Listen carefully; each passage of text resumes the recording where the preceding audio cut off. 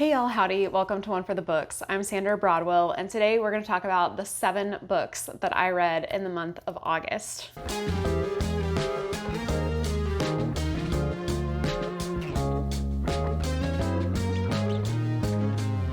August was a little bit of a weird one for me because I just went like totally off what I had predicted I was going to read. I still read 3 of the books I thought I was going to, but 4 of these I had no idea that I was going to read at the start of the month, which is, I'm not usually such a mood reader, but this month I was. And the first thing that I read was The Metamorphosis by Franz Kafka, I'm not sure. This is a classic, and this book itself is actually other stories included. I did not read the other stories in this edition. I just read Metamorphosis, because that is the classic that I was hoping to read, which I mentioned in my like 40 classics to read before I turn 40 video. As you can tell from the picture on the front, Metamorphosis is about a man who wakes up one day as a beetle. He's like a human-sized beetle. He lives at home with his family, and by his family I mean like his parents and his sister, but he is a traveling salesman and he is the major breadwinner for his family. So it's obviously a big deal for him to have turned into a beetle. He cannot speak. He thinks that he is speaking, but it's all coming out as like horrifying beetle squealing, but he can still understand what his family is saying to him. They are horrified. His boss actually comes the very first day that he wakes up as a beetle. His boss comes and like pounds down the door and is like, "Why aren't you at work?" And that's when the family discovers that he's a beetle. It's a very weird story. I think that's what people mean when they say something is Kafka-esque. Just weird. There's really not a lot that happens. It's kind of, his family kind of shutters him up in his room. They don't know what to do with him. And then over time, they realize that he's just not going to turn back into a human and that they need to move on with their lives. And in the meantime, he kind of just withers away.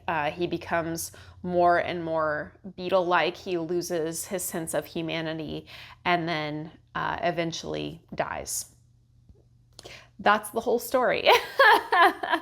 I don't really know what the author was trying to do with this. I thought the relationship shown, the dynamic of like a boss actually coming to your house to see why you weren't at work, was just played off as a normal thing in this story, which I guess maybe was a normal thing at this time, which is like horrific to think about, especially because this man was a good worker beforehand and had never had a sick day before. So I think we've made great strides in workers' rights, I think, is one of the things I took away from this. But yeah, it didn't really like do any sort of deep dives into anything said in the story. It was kind of just left up to the reader to interpret what you want out of it. It was fine. It was weird. The ending was very kind of unsatisfying. I ended up giving it 3 stars. I can see why like this would have made a big splash at the time that it was published. I can see why, people might not have read anything like that before at the time that this was published, but as far as its value today, I'm not sure that I got much out of it. Next up, I read Oona Out of Order by Margarita Montemor. I did have a paperback copy of this, but I'm letting my mom borrow it right now, so I'll just flash it up on the screen. Oona Out of Order was a really fun read, and I think the cover design for this book really does a good job of showing kind of what to expect from it. So basically, the book starts out with Oona. It's her 18th birthday in the early 1980s, and she is celebrating with a bunch of her friends from high school, and she's debating whether she wants to go to this like study abroad program with her best friend or go on a tour with her boyfriend and their band. And that's kind of the decision that she's trying to make on the cusp of her 18th birthday at this party. And then midnight hits, it's like New Year's Eve, and when she wakes up in the morning, she's like 50 something years old and she's in a completely different place. When she wakes up in her 50-something-year-old body, she has a letter written to herself from the previous year where she tells her these are the things you need to know to be successful in this year. These are people who are going to know you that you need to know, and things like that. Her mom and a man that she doesn't really know, but he tells her he's her assistant, are there to kind of help her transition into this new life, but they don't want to give her any spoilers for her past because that would ruin the experience of living it herself, because for her, it's still her future. And so it goes through many years of her life where she just every year wakes up in a different time.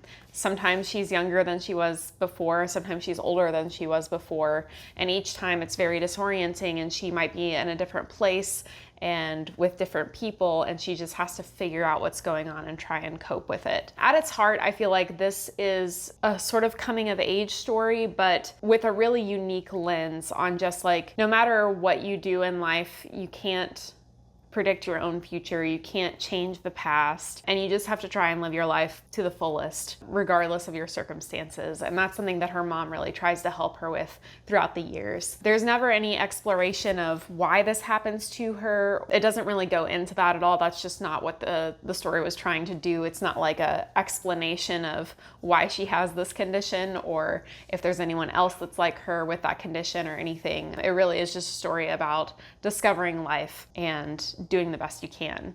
And I thought it was really fun and really beautiful, and I definitely teared up at one point. Yeah, this was a lot more hard-hitting than I expected and really inspirational and just a good time. So I gave this 4.5 stars. I really highly recommend it. Next up, I read The Dead Cattail Assassins by P. Djeli Clark. If you saw my vlog from earlier this month, then you know that I actually went to a book tour event and got to meet the author and have this is now signed by him, and that was a really, really fun experience. So I highly recommend going to check out that video for my full thoughts.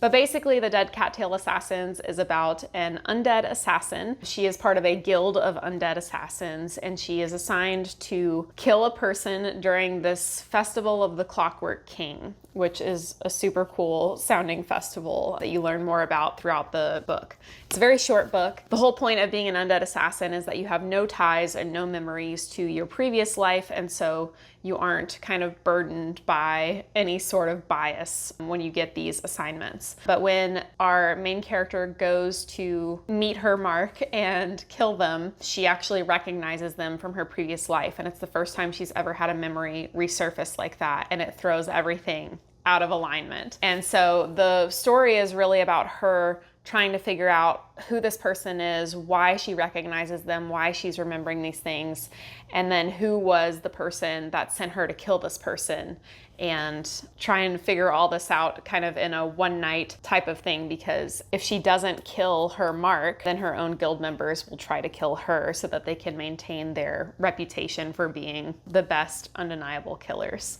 So it was a fun romp of a story, and I would highly recommend it. It was quick, it was easy, it was a good time. The fourth book that I read was by far my favorite book of the month, and that was The Mercy of Gods by James S.A. Corey. That was a brand new release for them this month. James S.A. Corey is the authors of the Expanse series, which I absolutely loved, both the books and the TV show. And I was so excited to see what this author duo would do next. The Mercy of Gods was so much fun. My only 5-star read of the month, even though Oona and the Dead Cattail Assassins got high 4s, this one was just on a different level. It starts off on, it's a planet far in the future. The main characters are a group of scientists, and they've just discovered something really earth-shattering, basically. It's a really big deal for the scientific community, this huge breakthrough, and they find out that other scientists within the community, within the research community that they're a part of, want to break up their team and create other teams out of them so that a lot of different people can be working on this research simultaneously. They don't want that to happen. They want to stay together as a team because they've all worked together really well and they're good friends. And so really the first 25% of the book is about that. It's about the political intrigue of this academic institution and them trying to suss out who's trying to break them up and if they can stop it. And then aliens invade. It happens very suddenly. There are aliens that come and they capture the best and brightest minds on the planet and take them away. and the rest of the book kind of unfolds from there. I think the authors did a really great job of making the aliens feel very alien. They don't have the same sort of community structures or morals or body physicality as any sort of creature that we've ever seen before. And it's just a story of these scientists trying to survive, trying to maintain their humanity, and doing so while recognizing that they might be the only humans left. They think the aliens most likely have destroyed their entire planet. The aliens basically like put them to work and tell them, you need to succeed at this or we're going to kill you. It's a very tense situation. They're really torn up. They're not going to see any of their friends and family from their home planet ever again. They're not sure if anyone from their home planet even survived the invasion. And now they have to find a way to survive in this new environment. In the meantime, there is another alien species that is trying to take down these invaders, and that species is called the Swarm. But they have basically infiltrated the humans without the humans knowing it, and are trying to figure out a way to gather all this information that they need to help their own home planet survive their own invasion. So there's a lot of different dynamics at play, and it's just a really, really interesting. It's fast-paced. I was just absorbed from the very beginning and absolutely loved it. I can't wait to see what's going to happen in the second and third book, because this is the first book of a brand new trilogy. So that's super exciting, and I can't wait to find out what's going to happen to the humans. Highly, highly recommend picking up The Mercy of Gods if you want a new sci-fi banger. The fifth book that I picked up this month was called Glorious Exploits by Ferdia Lennon. This is a new literary fiction kind of historical story about the city of Syracuse in like the year 400 something BC. Basically, we're in like ancient Greek, Roman type of empires. The city of Syracuse was invaded by Athenians before the book started, and at the start of the story, the Athenians have failed, and all of the remaining Athenian invading survivors have been put into these like quarries that they've made up as basically prisons. So the story is about two Syracusians who are in love with Athenian culture. They're in love with plays and playwrights like Euripides, and they really love the play Medea, and they decide they want to try and put it on. And so they go down into the quarries to visit the Athenians and say, we'll give you food, basically, because they're slowly starving to death in these quarries. They say, we'll give you food if you perform Medea for us. And so they decide to put on this big play with these prisoner hostages. And it's really just about the repercussions of that decision for those two characters. They're unlikable characters, and they seem to have very little kind of self-awareness about what they're really asking from these people. I will say the main character, even though he's unlikable, does have a good arc. His kind of subplot is that he's fallen in love with a barkeep woman who is enslaved in his town, and he wants to earn enough money to free her. And it's just about their kind of exploits and also the repercussions of these decisions they have to be spending so much time with the Athenians and to work with them, because so many people in their hometown, the Syracuse people, they hate the Athenians because they killed a lot of their family members and friends in this big battle. And so when these two men try to work with them, they have a lot of social repercussions from that decision. That's really kind of the basis for the story. I expected it to be more humorous than it actually was based on the cover. There was some like tongue-in-cheek moments and stuff, but it really was kind of a serious story and quite tragic at parts. So I guess that's what to expect from a literary novel. I think it was a really good time. I ended up giving this probably a 3.75. Very glad that I read it, but not quite what I expected when I picked it up. The sixth book that I finished in the month of August was Howling Dark by Christopher Rocchio, and this is book 2 of the Sun Eater series. I read Empire of Silence, the first book, last month. This one was a pretty big letdown, and I will say I actually started Howling Dark at the very beginning of the month, like August 1st, and I was really bored and confused, and I picked up Metamorphosis, and then I went back to Howling Dark, and then I picked up Oona Out of Order, and I finished it and I went back to Howling Dark. And every time I just felt like I had to keep breaking it up to make myself continue pushing through it. The first like 20% of the book, I was just confused because they kept referencing all these things that happened off page. And I realize now that there are novellas or short stories that happen in between these books, but I went into this series with the assumption that those were not necessary to understand the plot, because that's how most novel series with novellas or short stories in between work, that those are kind of just like side quests or subplots and they're not actually necessary to understand the main story. But that might not be the case with this one, because I was definitely really confused, and I actually had to go back and check like twice to make sure. I was like, did I pick up the second book or did I accidentally pick up the third book? I kind of want to fault the author for that, because like there should have been like a note or something at the end or at the beginning of the book that says, don't miss out on, you know, I don't know.